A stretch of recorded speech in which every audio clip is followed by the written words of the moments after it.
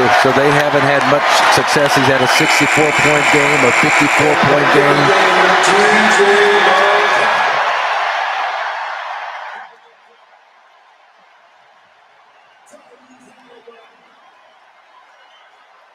And fans saying some words here to the bench that the Bucks don't appreciate. And we might have to have security get involved here. No, it's not the time to talk trash to the Bucks at this stage of the game.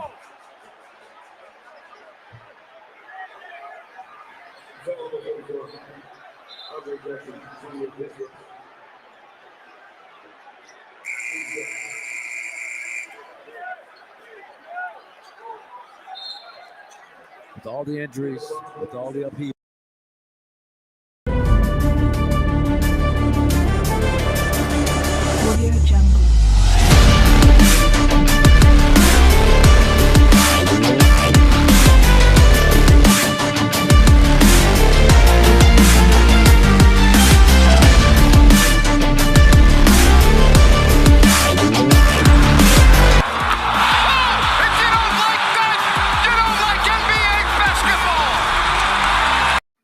Court is in session on a Thursday. How are we doing? Ryan in Sacktown with you. If you don't like that, the front end of a doubleheader. Grant and I will be back at 8 o'clock tonight.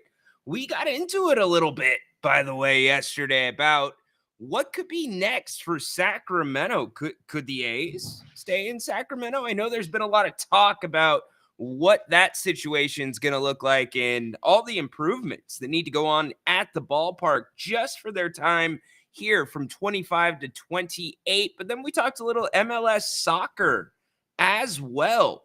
You know, to me, I'm going to be frank. I think it's great how this community has in soccer. I mean, there's not really a sport this community doesn't embrace. I was lucky enough to grow up around the Sacramento Gold Miners. For some of you old timers that are in the chat, the Sacramento Gold Miners of the CFL. In fact, that's what that helmet is back there. That is a Gold Miners helmet. Let's adjust the camera. The camera's a little off today. There we go. Now we're cooking with oil. But yeah, so I got to grow up around the Gold Miners. That was a lot of fun in this sense. You had Canadian League football here. It's the closest we had to pro football in Sacramento. Before that, you had the Sacramento Surge. And now let's work back to the present. You've got the Republic here in Sacramento playing at Cal Expo. But the hope, the hype, can they turn into an MLS team? Short answer, no. Expanded question to the answer.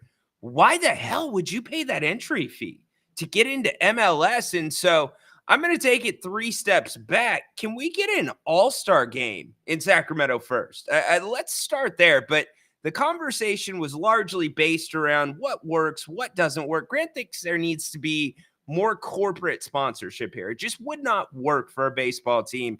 And you know Vivek's eyes are big. This guy's looking to own sports in Sacramento. He's already got the biggest piece of the pie with the Sacramento Kings.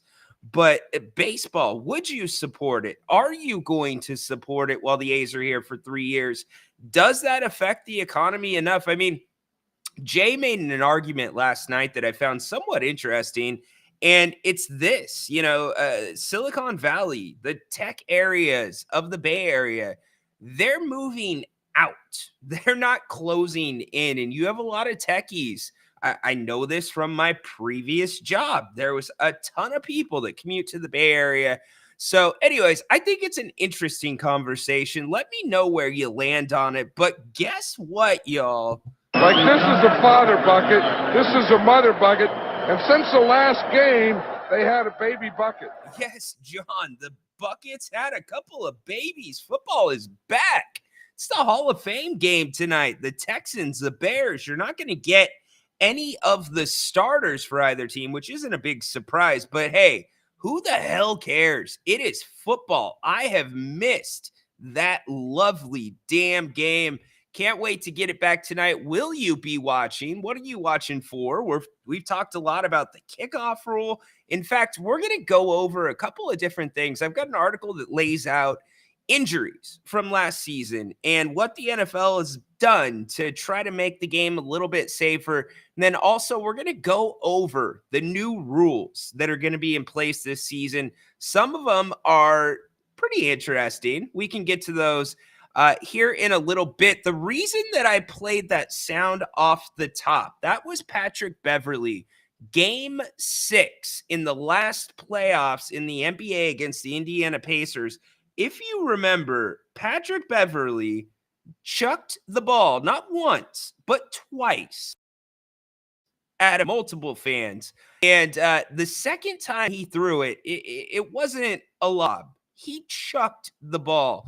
So news comes out today that, and this is per Mike Vorkunov, that Patrick Beverley will not face criminal charges for his Game 6 incident with a fan. I would argue multiple fans.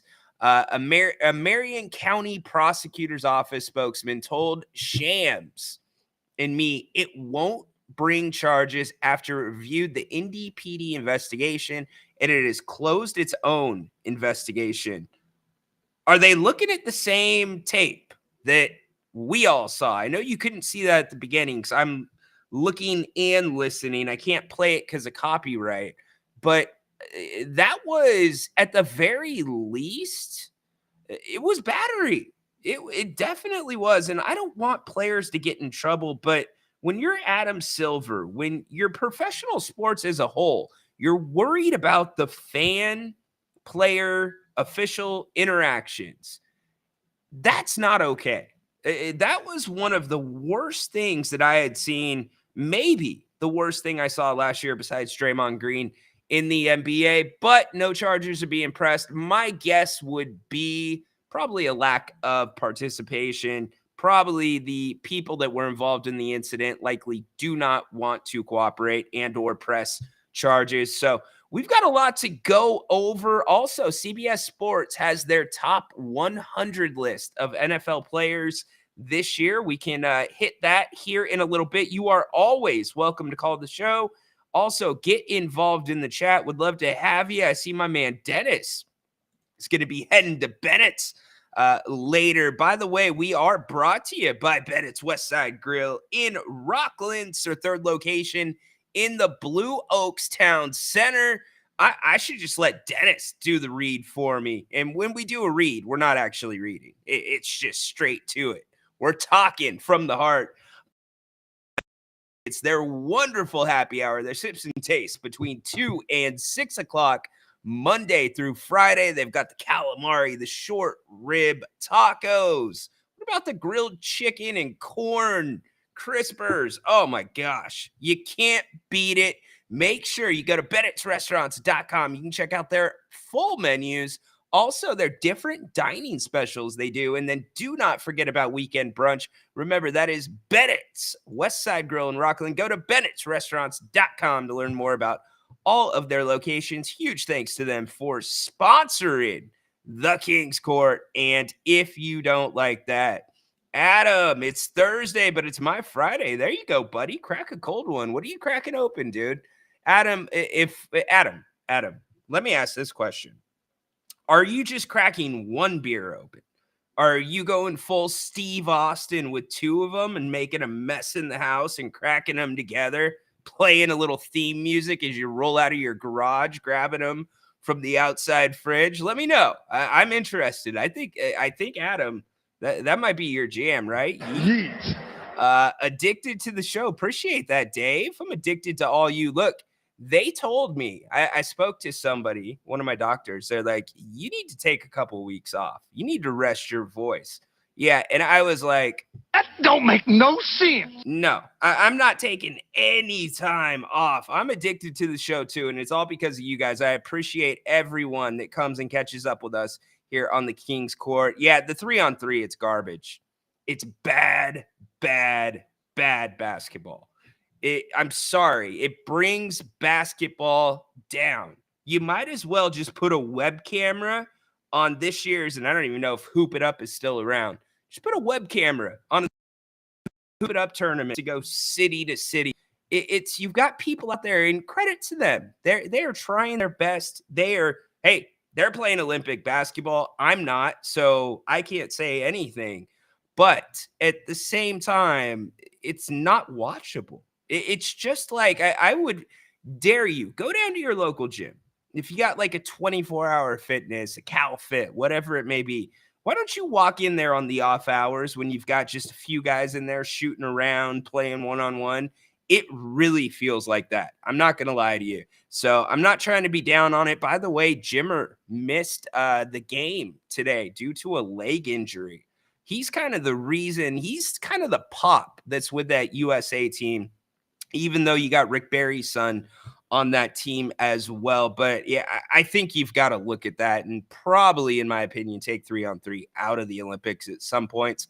But hey, who am I? That's just my opinion. Go Kings. We're getting there, Dave. We are getting there slowly but surely. This is going to be, for those that don't know, August is the vacation month usually. You've got through Summer League. You've got through the draft. You've got through free agency. This is the time that a lot of the front office, the coaches, they get their vacations in, they get rested up, recharged, and then come September, it is full go. You are in mindset, getting ready for training camp. Training camp opens up end of September. You have media day, and before you know it, Kings basketball is back. One of the things that I'm going to do, I was already looking through my notes before the show. I'm going to go through the 10 most important games of the season as we lead up to the Kings season. We're going to recap each one of those games. They will be in order of importance. And I think it'll be a lot of fun. If you don't know me, if this is the first time you're tuning in, I take meticulous notes during the game. One of the things that helps me understand the game, because remember, Grant, Jerry, and I, we're doing shows live, right as the games are going on, and then after the game. So in some ways, we're the first ones that are speaking out on what we saw, talking about the narrative with the post-game show. Sure, you can do the post-game show that's on TV. The radio has a little something, but outside of other people streaming, it's us, and we have a decent audience. So one of the things that helps me understand the game and really dig into the nuances is tracking every possession. Yes, I hand track every single possession. Call me an old lady that sits in the ballpark and keeps score at a baseball game. That's pretty much me, but it helps me understand the ebbs and flows. So all those notes right there, I was really looking at a couple of them as I get them in order for the top 10, but we're going to be doing those as we head closer to the season. Dennis hitting Bennett. I love it, my man. What, are you going to Howland Fair Oaks again? Dennis hit me up on the X last time that he was there. By the way, if you go to Bennett, I put this out there. I will retweet it. If you X at me and you got a picture of the menu, the food, whatever, and make sure you heard about them here on If You Don't Like That. We would appreciate that as well. But we will show you some love because you are supporting those who support us. A's are staying. I'm not so sure about that, Dennis. There's going to be a lot of hurdles to that happening. And Grant's right. Look, those teams make money off of the corporate sponsorships, the naming rights, the television deals. And have you noticed the regional sports networks? We've talked about it in basketball, but particularly baseball, because there's more games. They're hurting. In fact, last season, the Padres, their regional sports network actually went bankrupt in the middle of the season. And that's one of the reasons the A's have had difficulty being able to thrive as a franchise. The money just isn't there right now. And so how's that going to work with SAC? You know, everything's moving digital. Everything is starting to go behind a paywall. And basketball, that's our biggest concern. Are we still going to be able to get our Kings games? Can't really get them through League Pass. I guess you can get it, and I'm not a League Pass user, so let me know if you are. You can get the visitor stream still if you're here in Sacramento. That's not blacked out, right? Right? Somebody help me out in the chat. Somebody hit me in the chat.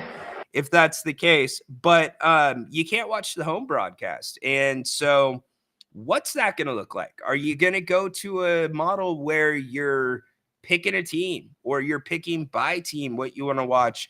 It's really interesting. You saw what happened with NFL Sunday Ticket. There is a class action lawsuit that is being settled right now. In fact, there is another one that goes hand in hand with that, and they're possibly looking to settle those together. There's going to be a lot of money that's paid out to and by the way, if you guys don't know how the Sunday Ticket worked back with DirecTV, it's not as cheap as you think if you are a commercial business buying the Sunday Ticket. In fact, let me break this down really quick for you. You pay per the seat, per your occupancy. So sometimes, back in the day when Sunday Ticket really was kind of a premium thing, not everyone had it at their houses. DirecTV wasn't giving it away as promos. It was one of those things where I was in San Diego at the time. So you had to kind of jump around and find different bars, different restaurants that would actually have it. And they would charge covers to get in.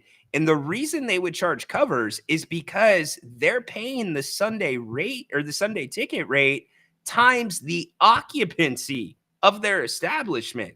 That is thousands of dollars for some of these places. So yes, they do have that class action that will get some be paid at the Sunday Ticket. Alberto, you're a day late, my brother. It is Thursday. Happy Thursday, Alberto. It's all right, buddy. I'm with you. We can make it Wednesday if you want. We can run hump day back. Grant is very optimistic for Sack. That's just Grant Bain.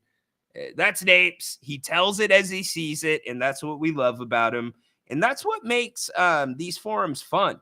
We get to debate it, and you all have a chance every single time to come up here on our open forum shows and debate it. It doesn't have to be about basketball. It doesn't have to be about football. It can be about whatever you want it to be. Obviously, religion, politics, we're not really trying to go there. Certain things that we stay away from. This is a sports channel, but whatever you want to talk about, we can hit it. So C-Dog checking in for the first time. Would you stop rooting for your MLB team and switch to the Sacramento team if they stay? Now, C-Dog brings up a good point because you would not be getting the A's. Let's walk through this really quick. The A's, this whole thing with Las Vegas, right? Las Vegas does not want the A's. And Las Vegas right now is currently supporting them well, a number of sports franchises. You've got the Aces of the WNBA. You've got the Raiders, right? You've got different things going on out there. Baseball, to me, is not a Vegas sport. It does not make any sense. There's too many day games. Yes, for the big games, the weekend series, it would probably be a destination for some people. In fact, it would certainly be a destination for a lot of the other teams' fans, but it is hot as hell in Vegas. And to this whole thing about the A's, those renderings of the stadium that they put out there, those things were like last second, like very last second, created by AI, not officially created by an architect, where you hire a firm to really dig into the particulars to make sure what your rendering looks like will be the way the building is built. Not like that. So if this whole thing falls through in Vegas, which it very well could, remember that I believe it's the Tropicana, they shut down a couple of months ago their hotel operations, everything for this stadium to be built. So John Fisher is going to be the owner of the A's. He'll be pushed out of MLB. So if that team does not work there, he is probably going to be forced to sell that team. Now, that's where Sacramento comes in, as C-Dog is saying, because Vivek is quietly trying to work his way into the good graces of MLB, working this deal with the A's to basically bail them out rent-free coming to Sacramento. And I get that it helps Sacramento. You're going to have a lot of people, and I mean a lot of people, coming from out of town to watch this baseball team play because of the intimate setting, right? Because of the weather, especially beginning of spring, after the summer, as you get closer into the fall. Where else can you go to an 8,000 seat stadium, 9,000 seat stadium, and see the Yankees play regularly, see the Red Sox play regularly? You can't. It's going to be a premium kit, and it's going to fill up. And by that, you're going to have hotels filling up downtown. You're going to have that part of it. So Sacramento will get some money out of this, certainly. But is it enough to then put Vivek in a position to where MLB would really like him to own a team? I don't know. But let's see how it works out, because they already have a few hurdles with Sutter Health Park to cross. First off, you do not have traditional dugouts like major league stadiums have, where the tunnel is underneath. You go right to the locker room. No, the locker room's in left field. Those facilities also need to be updated badly. There's a lot of things. And now the artificial turf, the carpet, this whole thing. We talked about St. Louis last night having the carpet back in the day, and then how hot it was there versus hell. I don't know about all you that are here in Sacramento. This has been one of the hottest summers I can remember in recent memory. It has been brutal. Do you want to go sit out there in the outfield during this type of weather for a day game? I don't think so. And so for the players, it's going to be twice as worse because the heat just pops off the artificial surface. So anyways, all those things would have to be figured out, worked out. What do you do with the stadium? Do you add a deck? Do you build a new stadium? A lot of that, but a lot of what ifs. But good question by C-Dog. Would you support them? Yeah, he is out of the NBA. When people were bringing him up here, I'm like, no, I don't want that dude anywhere near this team. Just not a good dude to have. Yeah, that was a good question by C-Dog. Well done. Finchy, what's up, man? Glad you are here in time. I can't talk about that here. Never mind. I was going to tell you guys a story. But I'm going to keep that one off the air. CT, what up, man? Still rooting for the Yankees over the Sac A's, but won't root again for them, though. Well, it wouldn't be the Sac A's. But I will ask you this. What do you think a good team name would be if we had a baseball team? What would a good team name be? I think I don't know. Royals is already so you can't have Kings and Royals. Also caught some of the women's volleyball. Thanks for the heads up, Corn Dog. Adam, were you watching the ball? I hope you were, my friend. I will take you at your word. Tin hopping in, big market. Yep. This is not a big market. Golden Knights. Thank you, Peter. That is the one that I forgot. Indeed. Let's see. Alex hopping into the conversation. Interesting question. I feel like is long. As the main name stays, most fans will still be fans. Example, I don't know any Raider fans that stopped being Raider fans when we moved to Vegas. All right, Alex, that's that example for this reason. Raider fan is a different breed, my man. Raider fan is used to going through moves. Raider fan wears their gear, supports their team 365 days a year, win or lose. Raider fan it's Raider fan. I respect the hell out of Raider fan. No, I'm not Raider fan, but Raider fan compared to Niner fan, you're talking about two different worlds. So I don't know that with baseball, A's fans are pretty jaded. First off, they are pissed, but yet I wasn't talking to, but Matt George, he was talking about the projected ticket prices for the last game in Oakland, and they're expensive. They are already pretty high on the secondary market. So maybe there's something to it, Alex. I just don't see it, man. Raider fan, I'm going to say a top 10 fan base in all of sports. I'm going to give you that kind of respect. That's how much respect I have for Raider fan, because you guys go through it constantly. You've been through it, yet you still keep coming back for more. Let's bring Tin into the conversation. What's up, my man? What's up, my man? I think a good name for the Sacramento base football or uh, baseball or Yeah. any team. Yeah. Sure. Could be maybe the The cliffhanger. cliffhangers. All right. Yeah. I Because like it.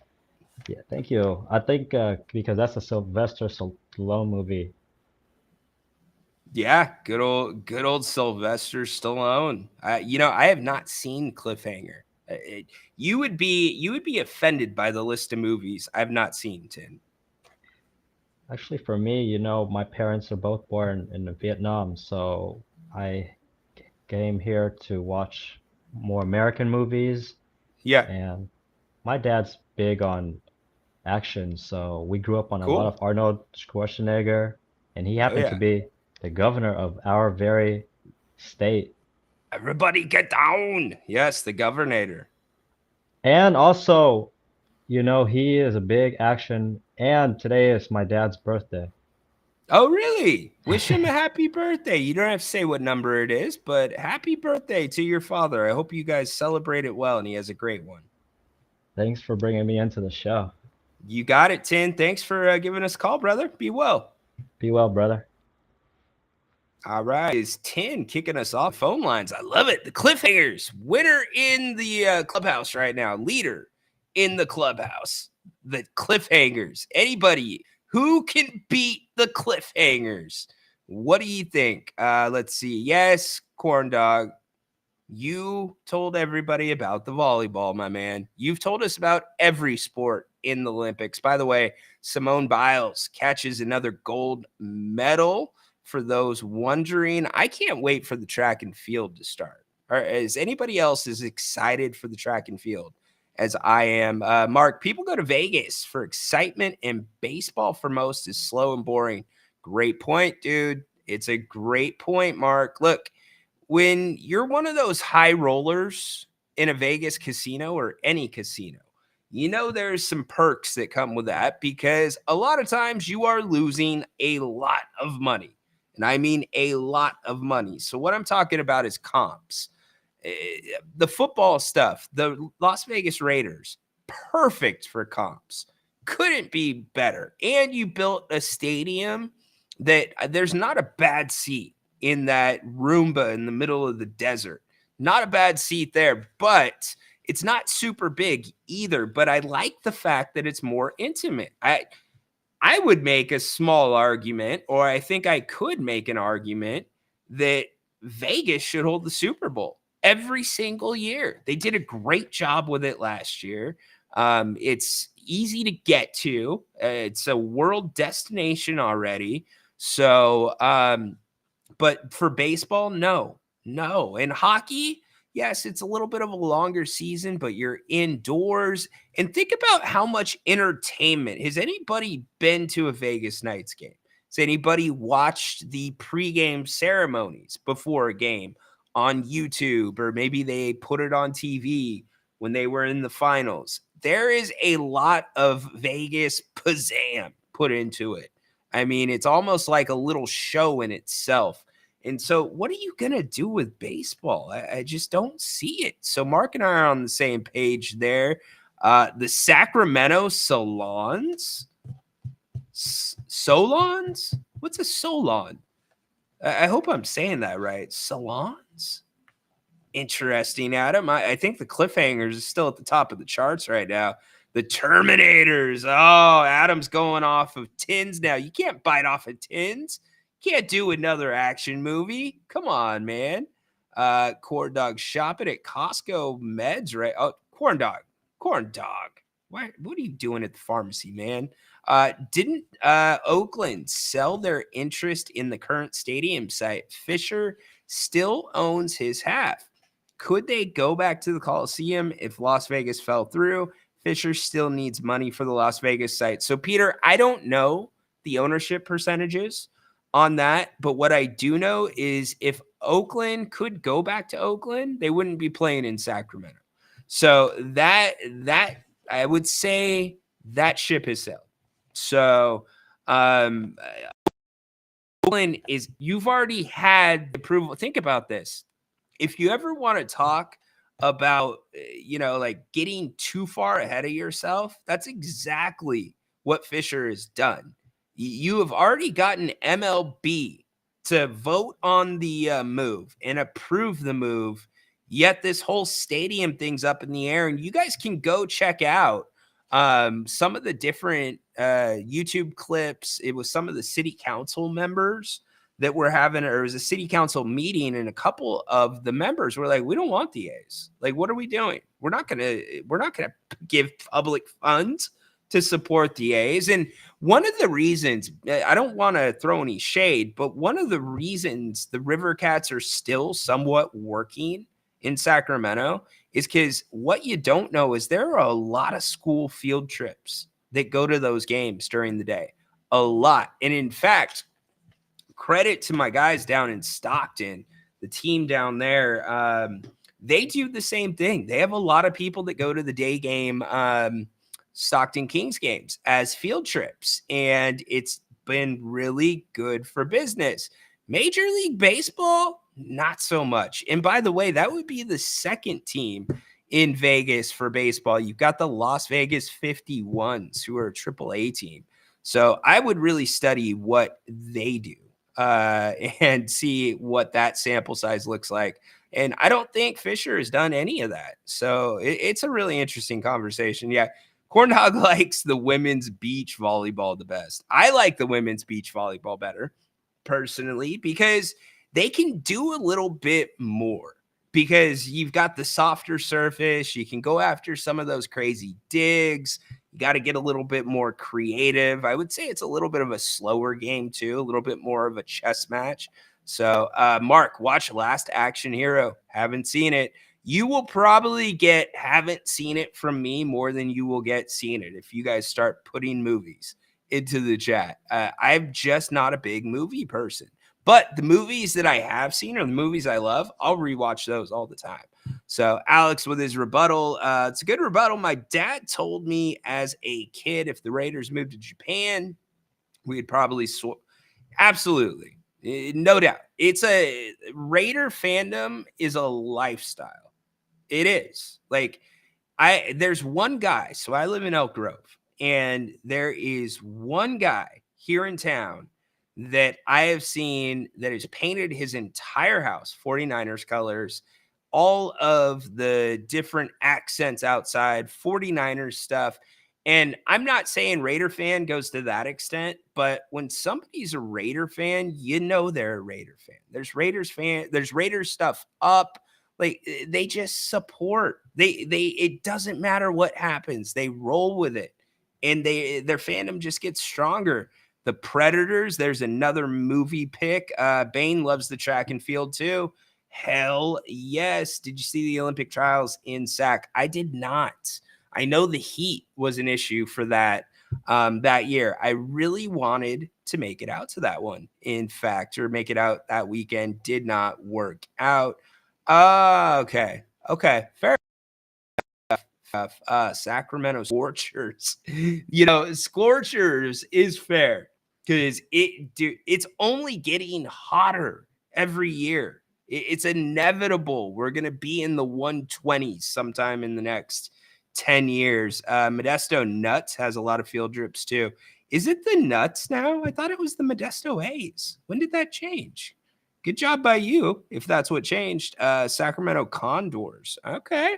Condors. It's catchy. But is it marketable? The Condors. What would the mascot be for the Condors? Interesting. So, hey, Hall of Fame game tonight. Let me hit my boy John Madden one more time. Like, this is a father bucket. This is a mother bucket. And since the last game, they had a baby bucket. They had a baby bucket. Was there anybody better than John Madden and Pat Summerall? Those two were gems. And I know I talked a little bit yesterday about Noah Eagle and Dwayne Wade. That combination, I'm not quite sure what to make of it. I don't necessarily have an issue with Noah Eagle, but Dwayne Wade, I'm having an issue with. And it's not because of his personality. It feels like, to me, and maybe this is just me, this is me being old fashioned. I'm not looking for a broadcast that's pinned up all tight and, really stiff. I want it kind of in the middle. The NBA did a great, or the NBA on ABC, ESPN had a perfect balance with Mike Breen. You had Jeff Van Gundy, Mark Jackson. Perfect balance. Those two would go back and forth at each other once in a while. Breen would have to reel him back in, right? And Mike Breen, hell, one of the best play-by-play guys of our time.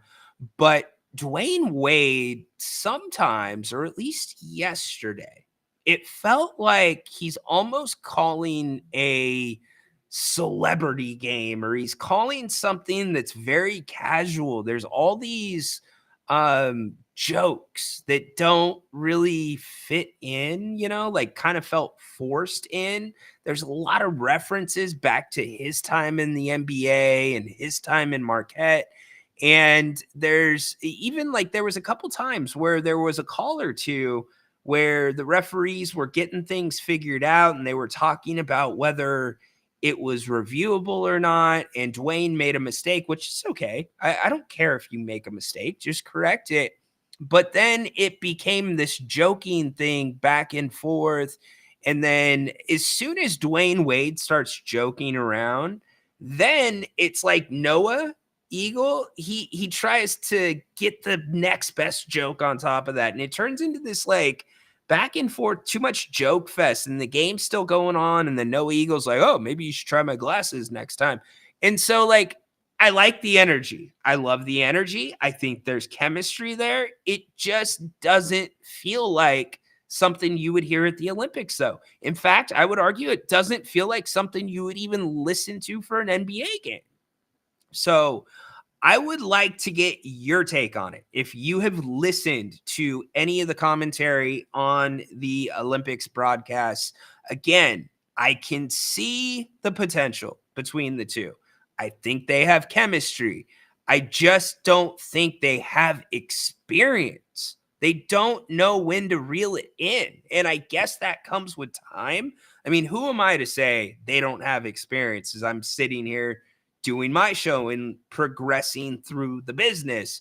But this is the only way you get experience. It's cracking the mic open. It's going into situations that you've never been in. And that's exactly what they're doing. I think I just would like them to reel it in a little bit more for my liking. So getting back to the Hall of Fame game tonight, you have the Chicago Bears. Caleb Williams will not play, by the way. DJ Moore just got paid, will not play. Also across the field, Houston Texans, they are not going to play their starters either. No surprise. Talked about it a little bit last night. Grant's like, well, what's the preseason for? It's like, well, I think the joint practices are becoming more and more that teams are getting their first units looks more than the preseason games. And yes, it's more of a controlled environment. You're not having your quarterbacks hit for the most part. So you don't get some of those live action nuances or game nuances. But is it enough to get guys ready for week one? I would argue it's probably not, because we've always seen at least the last 3, 4, 5 years, the first couple weeks of the NFL season is sloppy. Really sloppy. And now you only have 3 preseason games. Hell, you've got the Packers opening up in Brazil. That's not necessarily a great thing. Not a surprise. He had a setback, Sea-Dog, in his rehab duty. And Mike Trout, man, Sea-Dog, where would this guy be if he could stay healthy? If Mike Trout, it seems like every damn season, right around this time of year, out for the year. It's so unfortunate. It's almost, he's turning into the Giannis's, the Kawhi Leonards. In fact, he was probably already in that category. I feel for him, though. Some of his injuries, man, they have just been freak things. But unfortunate. Thanks for breaking that here on the show. D Wade is the worst slam dunk judge of all time. there's been some bad ones. In fact, Mitch Richmond did not do great at this last year's slam dunk contest. Wade does laugh at his own jokes. Very true. Very, very true. So getting back to tonight, we've got some rule changes going on in the NFL. Why don't we run them down? That way you are ready to see what's going to be different. The hip drop tackle, that is one of the first things that has been banned by the competition committee. For those that don't know what that is, basically it's when you wrap a guy up and then just fall down.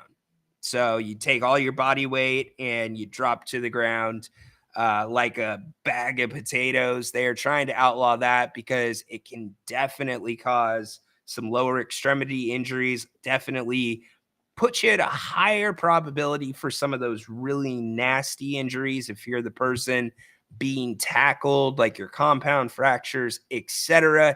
It will be a 15-yard penalty and an automatic first down if that happens. And per the rules of the NBA or of the NFL, here's what it is. If the defender grabs the runner with both hands or wraps the runner up with both arms, unweights himself by swiveling or dropping his hips and or lower body, landing and trapping the runner's legs at or below the knee. So for me, and I'll ask you, that's going to be the key part of the rule to me.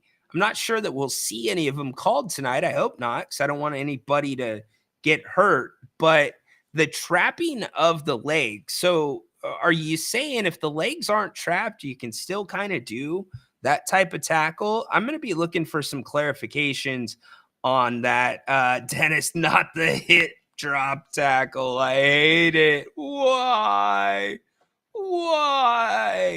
Tanya Harding, or Nancy Kerrigan. It's Olympics time. Defenders, yes, it's a moving target. It's unreal. I agree with you. I agree. And here's the thing: the offense already has the advantage because they know the play. The defense doesn't. So it's tougher. And if there's one thing that pisses me off more than anything in the NFL, it's when you see a good, legal, clean hit by a defender that is within the rules of what they're allowed and not allowed to do, and it gets flagged as an illegal hit. I can't do it. I'm not here for it. Find a damn way to review it. That don't make no sense. It does not make any sense. It drives me crazy. So getting to the second one, we've talked about this one a lot, the kickoff rule adjustment. So have you ever seen the XFL? The XFL has been doing this for a while. Basically, what is happening with the new kickoff rules, the kicker will still be at the 35. However, the space between the returning team's front line and the defenders, the team kicking off their front line, they are going to be much closer together, thus for trying to lower the impact of those plays. Look, it's long been, and I know they've taken a lot of things out of that already with the kickoffs. Can't build a wedge anymore. Anybody that's old school here and that has watched football for a really long time, there were guys that used to make the team just specifically to be a wedge breaker, which meant you ran as fast as you could down the field and you became a human kamikaze trying to break that wedge. We have seen players in college paralyzed because of those types of plays. That has now been removed from football. It was already removed before this. Can't build the wedge. This is now trying to promote more returns. And you have to, I guess, let them know you're going to return it.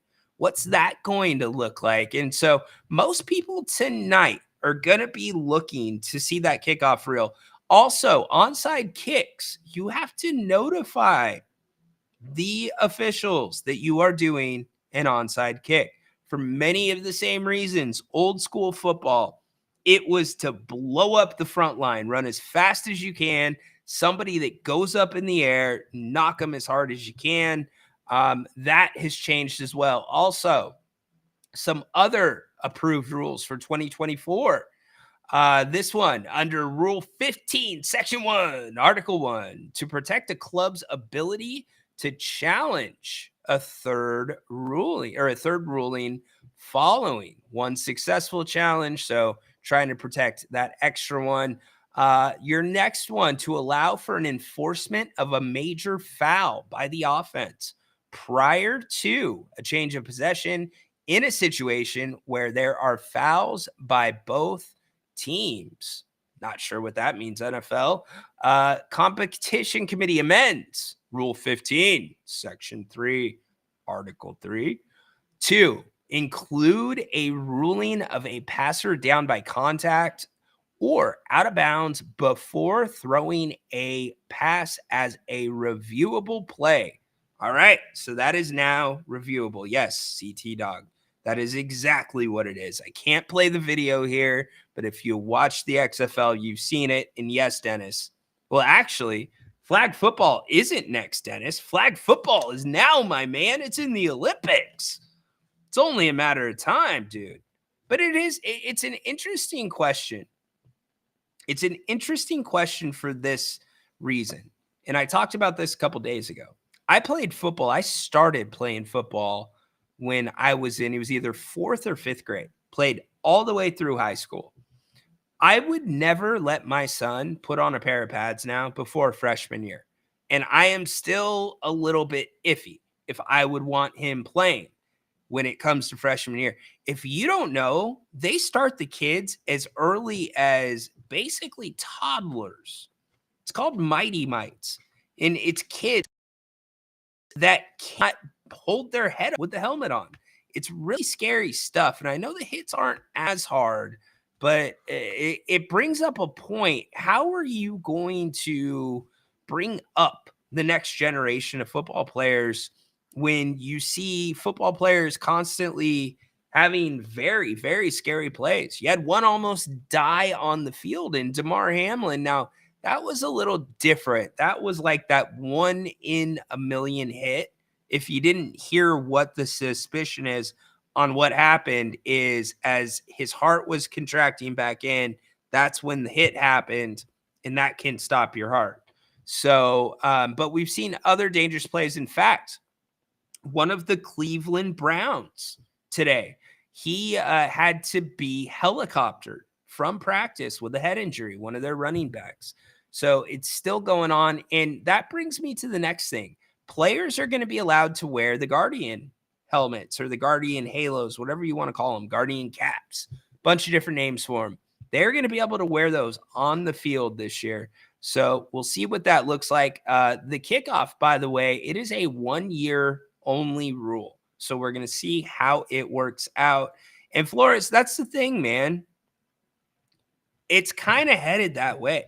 That's where you're going to learn the fundamentals of football young, and then you throw the pads on after the fact. But I don't know what it's like now. If any of you have children that play youth football, if any of you have high school kids that play football right now, when I used to play, and I'm not trying to go old Uncle Rico here, I used to be able to throw the football over the mountains, not trying to do that, but we used to start off practice, every practice, until you got to the season with an hour of hitting drills. And I'm not talking about like, half speed fundamentals, make sure that you got your head up.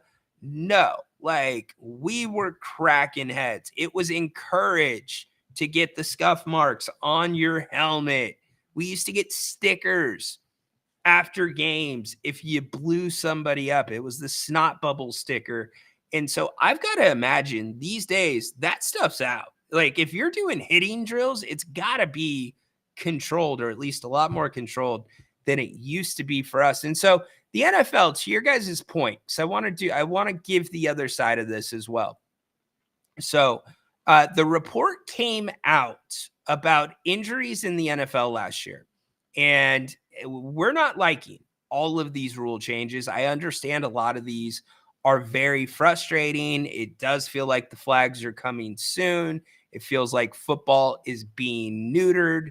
In fact, last year we saw a ton of non-contact injuries, and there became this whole question about artificial turf versus grass. Which one is better? Which one's worse? Does one cause more injuries than the other? Because we all know about MetLife Field, MetLife Stadium, that field's cursed. You've had a ton of ACLs and Achilles go out there. Well, the report from the league last year for 2023 said that there is not a measurable difference in injuries when it comes to artificial turf versus grass. Now, the one thing that I'm going to kick in here, and I don't have the numbers, I don't have the stats to really talk about this at a high level right now, but it is something I'm going to look into and bring up. I've mentioned it here before. There's a lot of studies going on about the granulated tires that go into the little black pieces that are in the new artificial turf and their relation to higher cancer rates, causing cancer, those being inhaled. It happens. We had artificial turf when I was in college, and we did a lot of our off-season training out on the field doing different things. That stuff gets everywhere. So I can only imagine if you're wearing a helmet and you're getting tackled, you see the guys doing interviews, it's all over their faces. So keep an eye on that. But continued progress driving down injuries. This season, the NFL saw progress in overall injury reductions, efforts, and improved player ability, with players missing 700 fewer games during the 2023 season due to injury than they did a year ago. That's interesting. Let's see. This meant that between 2 and 3 few players were absent from each game throughout 2023 regular season due to injuries. The decrease in injury burden was driven largely by a decline in lower extremity injuries, including lower extremity strains, knee injuries, and ACLs. By the way, concussions last year, 43% of the concussions in the NFL were self-reported. That is a big stat to me. That means players are taking notice of what's going on with their bodies. And there's been plenty of them that have come out and said, look, I can get a new knee when I'm 60. I can't get a new brain. So there is being a big shift there. 29% decrease. So the efforts that the NFL, which the NFL claims, the reduction in strains, the lower extremity injuries, they're claiming that that decrease is due to different training styles that has been implemented per the suggestions of some of the medical experts. I'm not sure if I'm ready to buy that yet, but they say it drives down 29% decrease of missed time for players. Players also experience a 50% lower reoccurrence rate of lower extremity injuries. Here's the problem that I have with this really quick. Is everybody reporting a lower extremity injury? These guys play with a lot of bumps, a lot of bruises. My guess is these are the injuries that keep players out for the rest of the game, keep them out for a couple of weeks. So that one, I'm not 100% sold on. Time will tell on it. We talked about the turf and the grass surfaces. There was no meaningful difference, 0.001%. That is the number in non-contact lower extremity injuries between synthetic turf and natural grass. So a lot of these things that are being implemented are continuing to try to boost these numbers even higher. But we will see something tonight. Yes, Canton holds the game annually, 10. It is not usually great football, but I don't care. It is football. Who is excited about some football? I definitely am. Let's see. CT Dog heard about Olympic women boxing match of Italy, Carini versus some guy from Algeria. Carini quit within 30 seconds of the match. Yeah, I don't know if I want to open that can of worms here today. There's been a lot of things, about these Olympics that have been off-putting. In fact, if you go back and watch Grant and I's show 2 nights ago, we dug in to a lot of them in depth. And I gotta say, it's the Olympics used to be about sports. It used to be about bringing us together, letting sport bridge the differences between countries, between beliefs. And it seems like there's a lot of things going on. Just look at the opening ceremony that is trying to drive a bigger wedge between countries rather than bring them closer together through sport. Matt, we bring you in. Welcome in today, Matt. What's up, Brian? How you doing? Doing great, man. Happy to have you. Awesome. Just wanted to say I love the new graphics. Seems like the show just keeps getting better and better. So appreciate it, brother. Yeah. So I know the Olympics are going on, but I kind of wanted to switch things up, talk a different sport I haven't heard much about. And I just wanted to kind of pick your mind about it's actually related to WWE.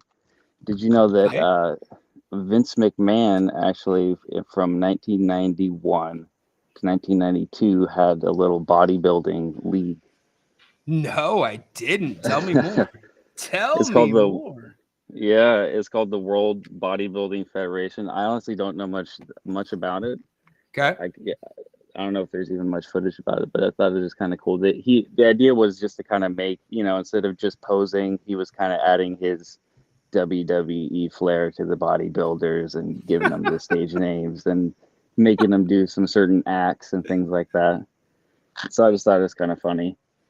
But that is great, Matt. That is awesome. I'm looking at the logo for it right now. And I'm totally trying to imagine these bodybuilders doing these different poses with pyro going off behind them and Howard Finkel coming to the stage.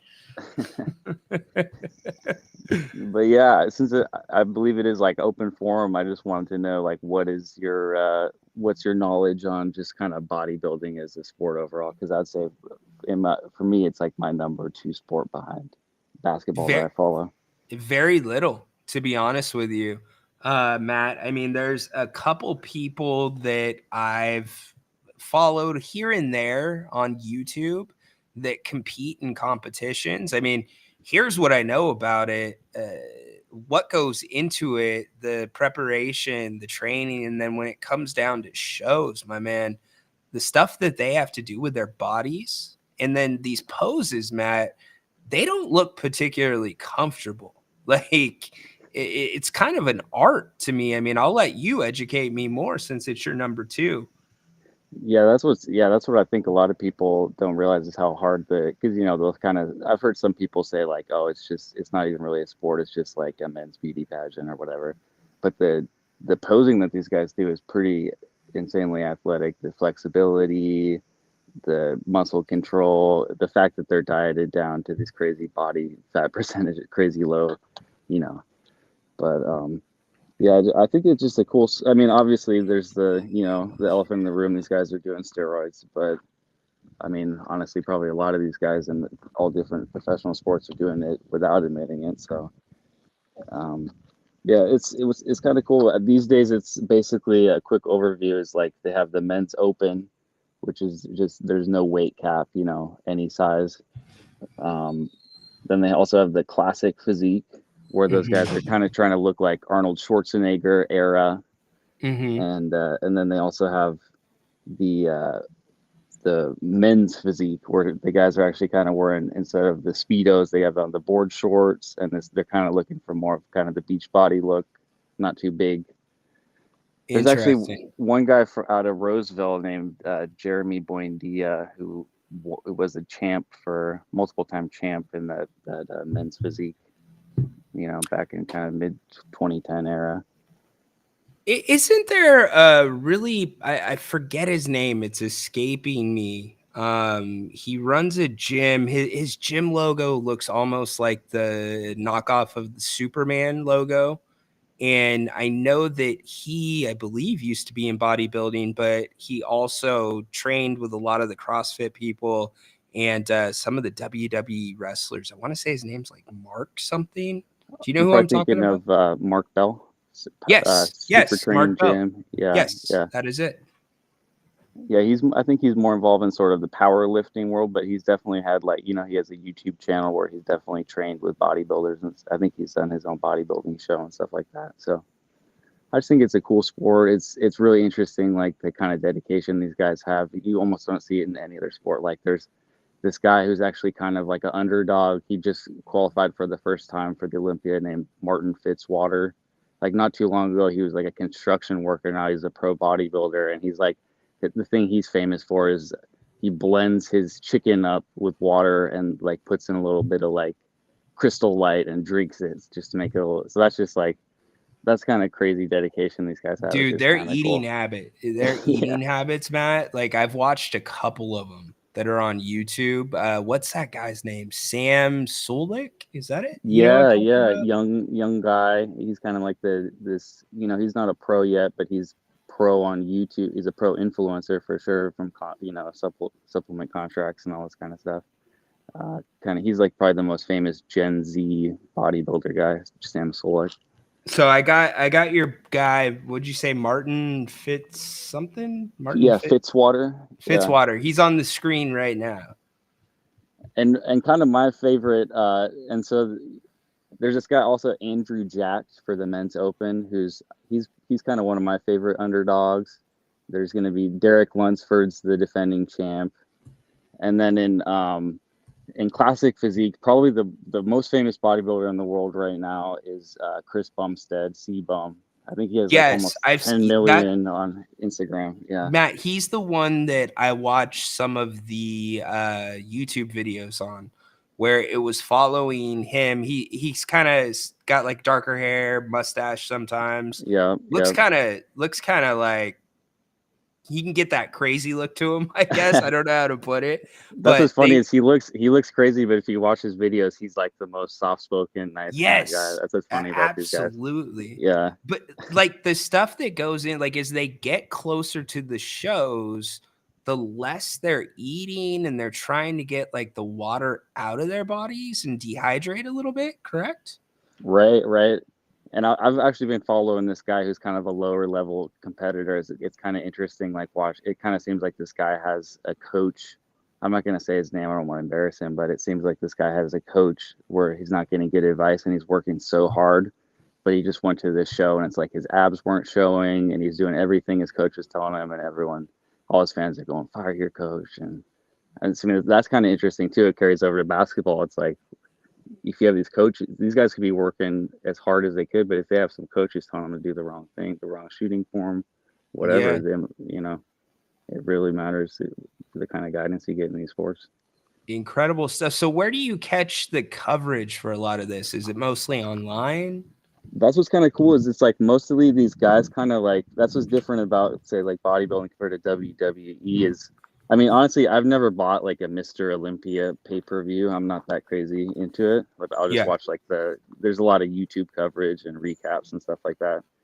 But yeah, that's what's cool. Most of these guys have their own YouTube channels and they have guys following them around and, producing their own stuff on Instagram, YouTube, all this kind of stuff. Hell yeah, monetize when you can. Absolutely. So, hey, Matt, I appreciate the call. Thanks for taking it a different way. Yeah, man. And then just to comment on like Jay's thing about the power 4, power 5 thing. Yeah, I would say the closest thing it's available. I mean, he can't shoot. I don't know if that was one of the criteria, but Biombo is only 31. He looked pretty nice on the Grizzlies. I don't know if you could see him fitting in with the Kings. possibly. Yeah, that's a good point. Bismack. He's only 6'8", but he's got a big wingspan. He's strong. He's super strong. So who knows? Who knows? We still got time. Monty McNair may not be done. Still about another month and a half till training camp. Yeah. So, all right, Matt. Thanks for the call, brother. Appreciate cool you. chatting with you. Have a good one, man. Absolutely. Peace out. That is Matt. Thanks for the call. Take it anyway. To my knowledge, see if I can talk a little of this, a little bit of that. It's funny that Matt was talking about the monetization of the bodybuilders and having Instagram pages, YouTube videos, or channels. And it made me think about this. I've been thinking about or wanting to talk about it here on the show. The PGA Tour. So we all know the PGA Tour is still struggling to get some relevance. And by relevance, I mean get that traction back, get that viewership back. Like you probably won't have it like you had Tiger back in the day, because Tiger was just a different animal, but they're not getting the viewership outside of the majors. And a lot of the reason people are watching the majors is because they want to see, one, the championship, but two, it's the whole drama between Live Golf and the PGA Tour. And where the hell does that stand? We had a week where it was just bananas. The players going against the tour, saying they weren't down with the tour joining Live and vice versa. And then it just fell off. And so the reason that it makes me think of that is a lot of the PGA Tour players have now started YouTube channels. And it's not just them starting their own YouTube channels. There are a bunch of different golf channels out there already with guys that are social media golfers. They're not professional, but they're great golfers. They have golf brands. They do a bunch of different little trick shots that go viral. I think one of them's called like Goody Golf. There's a bunch of them, but now you're seeing this crossover between these PGA stars that are now using and going on the platforms with these other creators, these golf creators, and doing matches where it's pro versus amateur.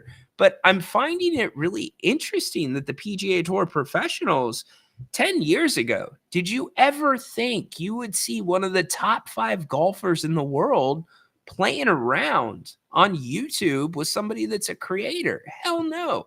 You see it all the time now with Tiger Woods. He's doing stuff on YouTube, on social. So I think if they can expose themselves, because remember, the crowd that watches some of these YouTube creators might not be the same crowd that watches the PGA Tour. And there's this whole conception about the PGA Tour that it's uptight, it's stiff, golf etiquette, it's kind of boring to watch, right? Well, what's one of the best movies ever? Happy Gilmore, right?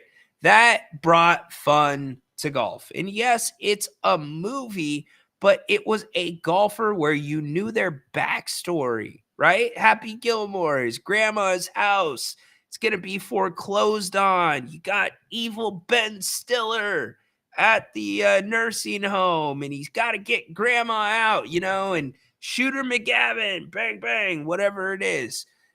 You've got the backstory of the golfer. Well, now these golfers that are going onto social media and these golfers that are collaborating with the creators, you're getting to learn more about them. So could that help golf? Could you expose the younger group of people, the weekend golfers like myself, that look at these guys that have different golf brands? One of my friends owns a golf brand. He's trying to really do big things with that.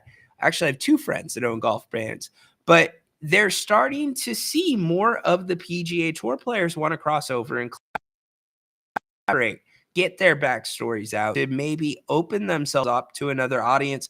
And what I'm trying to say is I think it's brilliant. It's really good business and it's really smart. Maybe, just maybe, it could really help golf. Let's bring Corn Dog into the conversation. What's up, Corn? Not much. Just coming. So, I left Costco, clocked out just to end up back at Costco, the store. Now I'm here back on the King Court. Love it, brother. Are you having Olympic withdrawals? No. Okay. Just want to make sure. Olympics is the shit, though. All right. So what's our Olympic update for the day, my man? It was mainly gymnastics and swimming. I caught the backstroke final during my break. I saw some gymnastics during my other break.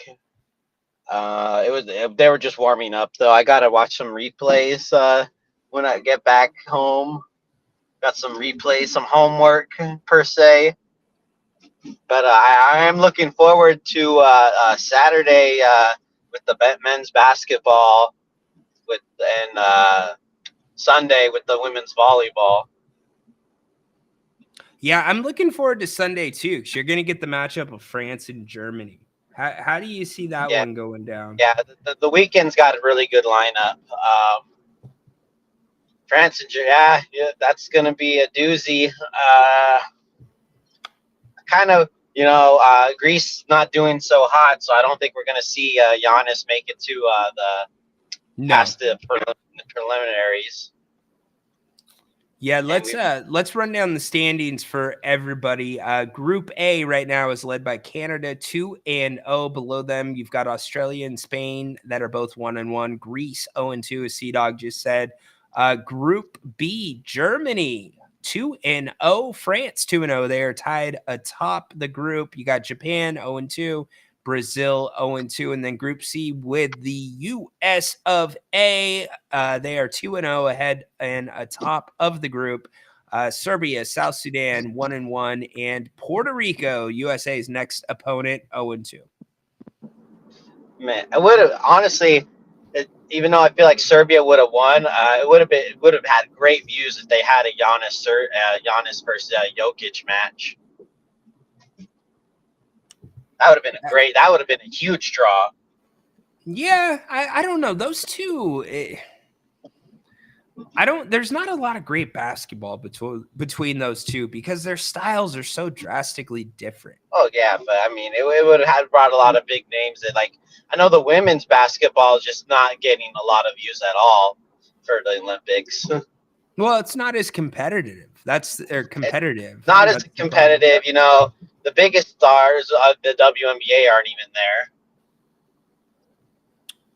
Very true. Very true. Yeah, regardless of your opinion on Caitlin Clark, she's the biggest star in the game. Oh, well, no doubt.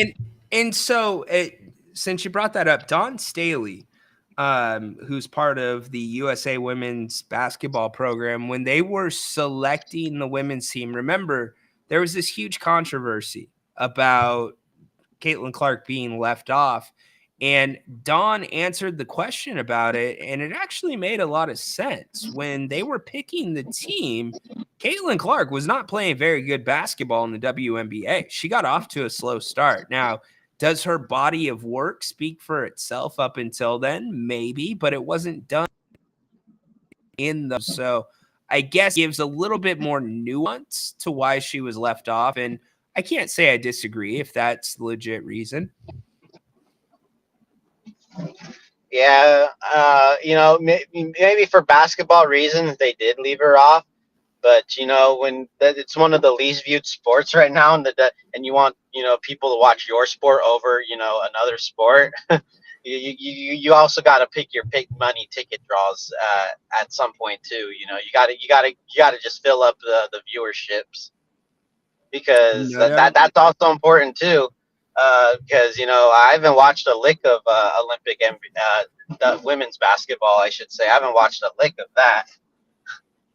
Yeah, I've not caught much of that either. I'm watching the volleyball. I'm watching I watched some sailing today too, but there was a delay because the wind died down, so they had to stop. Where are they sailing from? I think they're in the channel. Interesting. But they set up a course. Cool. All right. Well, yeah, they had the most sports, a weather delay means severe weather. A weather delay in sailing means there is no weather. Yeah, definitely. So, hey, really quick, do you got any take on this Simone Biles social media beef that's going on with one of the past Olympians? I'm just not paying attention to that. I just haven't. Fair enough. I hardly pay attention to what athletes really say on social media. You have Kevin Durant and his 50 burner accounts. You have them getting into arguments with like Skip Bayless or whatever. It's just a lot of petty stuff that's just not worth my time. Yeah, and you know what? The people that are kind of on the front lines of the Olympics, they're not doing much to make it better. Like, for instance, I was going to bring this up to Grant yesterday. By the way, my boy Dennis is legit at Bennett's right now. He is at Bennett's. I am getting I just checked my social media, so I had to repost a couple of them. Enjoy, Hey, which one are you at? How in Fair Oaks, Dennis? And if so, make sure you say hi to Margot. Make sure you say hi to her. She's the manager. She's there. And tell her that you heard us or heard about them here on If You Don't Like That. But so Chris Russo, one of Grant's really good friends, the Mad Dog, right? Mm-hmm. So he was on ESPN First Take. He shows up on that show every Wednesday. And it was before the opening ceremonies, and he made a joke, him and one of the other people on the show, about the Olympics showing an NBC showing the opening ceremonies at IMAX theaters. They were joking about it, and they're like, oh, here's $20, we should go, blah, blah, blah, blah, blah. And so Chris Russo was supposed to have Mike Tirico on his radio show. It was either later that day or the next day before the opening ceremonies, and Mike Tirico ghosted him. He didn't show up for the show. They didn't do it. And suspicion is because Chris Russo talked bad about them showing the opening ceremonies at IMAX. But it's a fair point. Why the hell are you going to go pay $20 ahead to go watch the opening ceremonies at IMAX? You can watch them at home. It's on network TV. Come on. Yeah, and IMAX doesn't even have the recliners usually. They still have the stadium seating, so you're not even getting have your legs up. Exactly. Like, so, maybe that's my thing with IMAX. I've stopped doing IMAX because they don't have the recliners. There's just the pettiness. It kind of. Yeah. I don't want to say that it trickles down, but when you've got Simone Biles getting into it with people, Kevin Durant, why does Kevin Durant have time right now, even with the damn time difference, to be paying attention to anything Keyshawn Johnson has to say? Like, it's just stupid. And I know Grant lit up a couple of them, but it's annoying. And you said Durant got 5 different burners, so it's his MO. Yeah, Durant. I mean, Durant, fantastic Hall of Fame, not Hall of Fame, Hall of Fame career. Top, whatever you want to rank him at, player, when it's all said and done. But he's very thin-skinned. Very much so, 100%. So he's got to look. Usually, for those that don't know, usually there are layers between the player and the social media. You will usually have a manager, you will have a social media manager, somebody that is vetting stuff first before anything gets back to you. KD's one of those dudes that obviously doesn't have that in place, or he's got somebody just waiting that's full-time job is to search out anything that is negative about the dude so he can fire back. So it is what it is. It's KD. Love him or hate him. It's who he is. Yeah, I mean, he played the best ball out of everyone for the Serbia game. In my opinion, he played great defensively. He played great offensively. Again, he should be, because he's literally, a top 3 guy on our team. He's a veteran leader. He's an MVP, one of the few MVPs on the team as well. And he's one of the few champions on the team, NBA champions on the team as well. So he should, be doing, one of the best. He should be one of the leaders out there. But he does a lot of things that leaders just don't do. And LeBron does not get into Twitter beef like this. Curry doesn't. Tom Brady didn't. Peyton Manning was not one of those guys. I could name other, guys that just, did their thing. They just, responded to the criticism. They performed. They did better. They won multiple titles. 100%. Peyton Manning, he was old school. He would send handwritten letters and notes to people. I freaking love that. Hey, Corn Dog, appreciate the call, brother. Later. Later, brother. Good stuff from Corn Dog. Flores, I thought it was Adam in the call, but it's Matt, 2 wrestling gurus. That was a great call from Matt. I love talking other things besides the obvious. So good job by Matt. Keep it coming. Let's see. Yes, I know what it was, CT Dog. We talked about that already. My man Patrick off the clock indeed. I gave him a little East Coast fist bump for that while C-Dog was talking. I saw a question here about Sandler movie. Easily Happy Gilmore. Billy Madison, probably a close second. Happy Gilmore, though, it just holds up. There's so many good things in that. Chubbs, Shooter McGavin, the Ben Stiller stuff. Now you will go to sleep, or I will put you to sleep. You are in my world now, Grandma. Let's see. The Longest Yard. That's not a bad one, Tin. But yeah, Adam Sandler, his movies are really, really solid. Good stuff indeed. What are your guys' favorite Adam Sandler movies? Running through the chat, and we're going to get ready to wrap up here in a little bit. Grant and I are going to be back at 8 o'clock tonight. Join us after Hall of Fame game. NFL football. We'll be talking Olympics football. Definitely the kickoff. We will be talking about the kickoff as well, and anything else that you guys want to talk about. Matt, you want to talk arm wrestling? You want to talk about bodybuilding? You are more than welcome to come talk about that with Grant and I as well. And as for all of you, whatever the subject may be, they missed a golden opportunity to promote the league with Clark. Yes and no.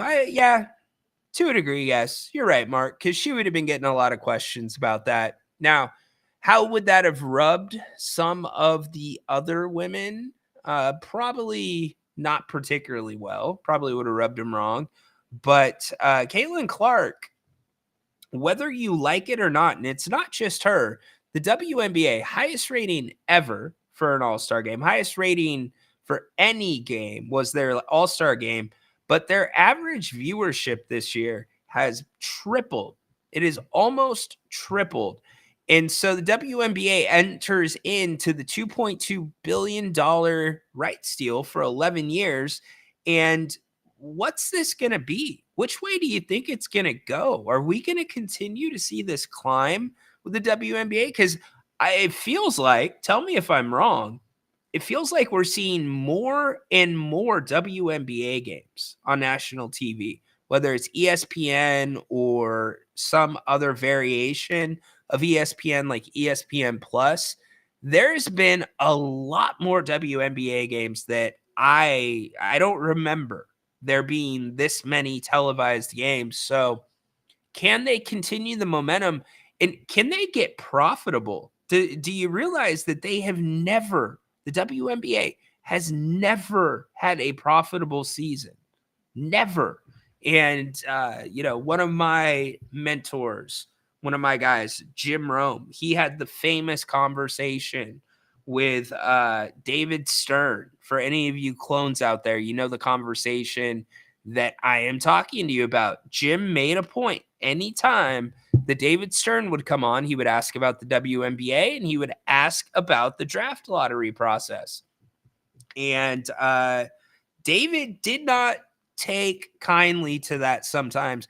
And on one occasion, he definitely did not take kindly to it and went way over the edge on his response to Romy. But it's a fact. The NBA has been, and I'm not talking about the draft here, I'm talking about the WNBA. They have been helping the WNBA stay afloat. And for once, you have momentum, legitimate momentum that in part is due to Caitlin Clark, but it's because you have storylines. You have players that you're following now from college to the just many of us do and have done for years watching the NBA. So can they continue building on it? Will that end up being a good deal or not for the WNBA? We shall see. Patrick weighing in. They didn't do that to Christian Laettner based on his NCAA work. Yeah, Olympics was that good point, by the way, Patrick. Very good point. He was on the 92 Dream Team. Olympics was an amateur work before the pros got involved, and Clark was only in the pros for a month. Good point, my friend. Good point. 10, he's getting a strong appetite for Bennett's. Love it, dude. You got to get down there, 10. I'm telling you, we're not kicking you to a restaurant that you can't afford. And we're not kicking you to a restaurant that the food's mediocre. Like, one of the first things, Grant always talks about my learning curve coming up, paying my dues with him, learning this business. Grant, one of the most important things he taught me is maintaining a relationship with your sponsors. But before that, it's having sponsors that you believe in and having sponsors where you actually use and really enjoy their product. There were big sponsorships that Grant's talked about in the past publicly that he turned down because he didn't use their product. So Bennett's, I'm telling you, when we have a special occasion, that is where we go. It's Bennett's or a sushi place. Those are our two go-tos. And if my son gets to decide, sometimes Dave & Buster's gets mixed things. He likes playing games. But we love our Bennett's. Get down there. Everything, I'm telling you, everything's on the menu. Portions are huge and so good. Love me some Bennett's. And our boy Dennis is there currently right now. CBS in the fray too with the WNBA. This is true. Let's see. Alex, hot take. Not a big Sandler fan. The voices are too much. LOL. However, Big Daddy is a classic. Thought he was phenomenal in Uncut Gems. It's a top 10. Wow. Interesting. Now, if you're a true Sandler fan, and I mean a true Sandler fan, raise your hand if you had Adam Sandler's CD. I had it. There is some good stuff on there, stuff that unfortunately I cannot play here because of copyright. But oh my gosh, it's so good. Yeah, Dennis giving us the update on Bennett's happy hour 2 to 6. So full. That a boy, Dennis. The portions too, I'm telling you. Excellent. Excellent. Where else? Seriously, I'm going to ask you this. It's $69. You get 2 entrees and a bottle of wine. And I'm not talking about you get to choose from a cheeseburger, chicken strips, or cheese pizza. No. Filet mignon, short rib, all these great choices. You get a nice bottle of wine, $69. Good luck finding that, even at a chain restaurant. This is Bennett's, my man. Good stuff. So, hey, we've had a fun day. Enjoy the NFL football tonight. If you're going to be watching, hope you really, really take it in. It's our first taste of it for a while. And remember this, the NFL season goes so fast. It flies by. I mean, it flies. So stay in the moment, watch the kickoffs, give us your take on it later tonight. Grant and I will be back at 8 o'clock. Make sure you join us. We would really appreciate it. We still had some stuff to get to. Did not get to it. We'll carry it over to 8 o'clock tonight. Thank you to Matt, Sea-Dog, all of our callers today. 10, my man, wish your dad a happy birthday. I appreciate you calling in. And to everybody else, way to hold it down in the chat. I love it, y'all. You guys did a great job. You get a heat for that. So we will be back at 8. Thanks for being here tomorrow. A Royal Rumble Friday. So for those that don't know, Royal Rumble Fridays mean at the end of the show, we'll bring up anybody that wants to bring up. We have had 9 people up at once. So if you want to get in on it, you want to break the record, come help us out. We'd appreciate it. I think we can fit 10. We'll see. But again, Grant and I, we will be back tonight, better than ever, 8 p.m. open forum. Until then, enjoy Hall of Fame game NFL football. Dennis, my man, thank you for representing Bennett's for the show, and make it a great, Holy moly, Jimbaboli. great rest of your afternoon. Go Kings, light the damn beam, stay the hell away from Levine, as my boy BJ would say. Court is dismissed.